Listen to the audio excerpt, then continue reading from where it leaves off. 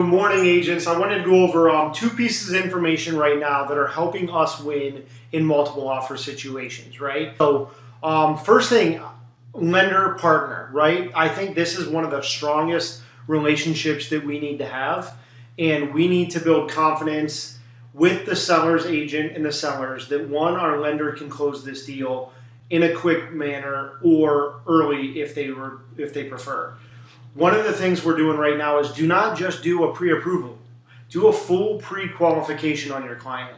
Have your client turn in the assets, the income, all their documents to the lenders so that they can be underwritten without an approval, right? So if you're not already doing this, your lender can underwrite your client with a TBD, to be determined, in the address section of the application.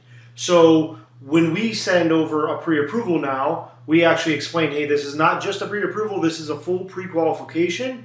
Our client has already been underwritten, all their docs and income have been verified. All we need to do at this point is get an appraisal and we can close this deal in 2 to 3 weeks. Then we follow that up with our lender partner actually calls the listing agent and re-verifies everything.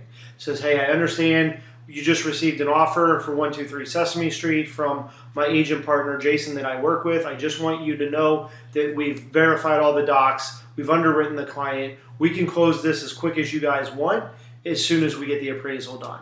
So that has been huge because at that point, it takes the I'm competing with a cash offer fear out of it. At the end of the day, the seller doesn't know or it doesn't matter when they close on that house, the funds come into their bank account from the title company with no bearing on whether or not the buyer paid cash or financed. So if you can establish with the seller and the seller's agent that your buyer, even though they're financing, is basically as good as a cash offer and can close as quick, there's no difference at that point. The other thing we've been doing is escalation clauses.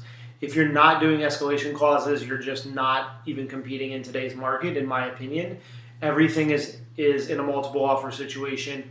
I am still buying houses for our own portfolios and investment, and we're using escalation clauses within our own purchasing. So hope that helps. If you guys have any questions, feel free to reach out. Have an awesome day. See ya.